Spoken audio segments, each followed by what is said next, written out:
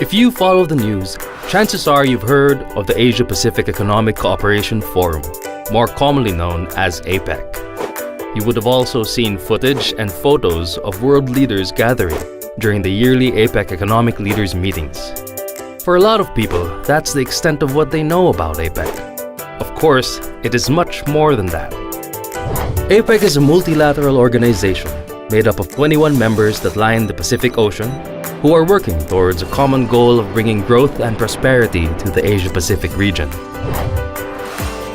APEC's members participate in the forum as economies. This emphasizes the forum's focus on matters of trade and economic cooperation. Under these conditions, members who have different approaches to policy can find a common approach to finding solutions and getting things done. APEC is culturally diverse. It includes both developing and advanced economies. Collectively, the APEC region is home to almost 3 billion people, accounting for half of world trade and more than half of the global economy. It is important that we understand that APEC isn't just the annual leaders meeting. In fact, it is a continuous process involving around 20,000 representatives from all levels of government, with representatives from business and the academia, attending hundreds of meetings held all year long.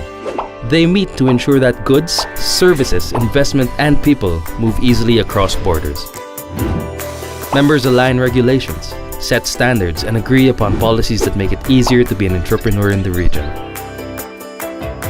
Officials learn from each other about dozens of topics, ranging from economic growth, increasing the participation of women in the economy, energy, public health, e-commerce, to the environment, and the list goes on. Diverse as APEC is, getting everyone to be on the same page requires a lot of work. Which brings us to one of APEC's defining characteristics. By intent and tradition, APEC is less formal than other forums, and its outcomes may be adopted by members voluntarily. This may seem unusual, but it makes APEC an important platform for cooperation. Even as members deal with delicate issues outside the forum, they will continue to engage each other in APEC. The forum is consensus-driven, and each member has an equal say in decision-making.